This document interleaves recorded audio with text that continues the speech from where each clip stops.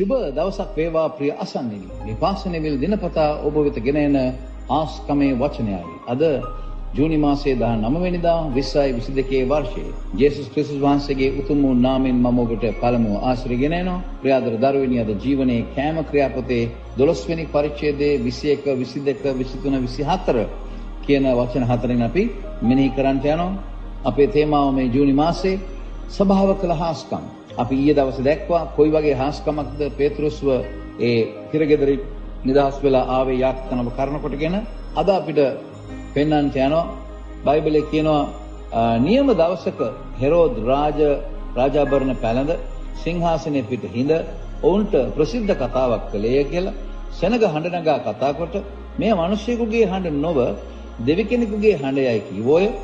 ඔහු ඒ ගෞරවය දෙවියන් වහන්සේට නොදුන් බැවින් ස්වාමින් වහන්සේ දූතෙක් එක්කෙනෙහිම ඔහුට පහර දුන්නේය. ඔහු පණුවන් විසින් කන ලදුව මැරුණේය. නමුත් දෙවියන් වහන්සේගේ වචනය පතල වී දියුණු විය. ඉතින් අපි කාරණා තුනක් ගැන අද අපි ඉගෙන ගන්නට යනවා. ඒ කාරණා තුන තමයි හෙරෝද් රජ යාකෝබ්ව මැරුවා, යොහන්ගේ සහෝදරයාව යාකෝබ්ව මැරුවා. නමුත් ඒ ස්ථානයේ අපි දැන් දකිනවා ඒ වගේම තමන්ටම ගෞරවය ගත්තා, දෙවියන් වහන්සේට ගෞරවය දුන්නේ නැහැ.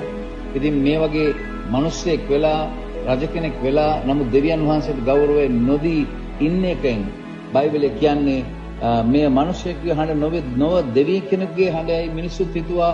මිනිසුත් කතා කරා දෙවි කෙනෙක් හැටියට මෙයාට කරුණු කරන්න පටන් ගත්තා. ඉතින් ඒ නිසා බයිබලයේ කියනවා ඔහු ඒ ගෞරවය දෙවියන් වහන්සේට නොදුන් බැරි හේතුවක් කියලා දෙනවා අපිට.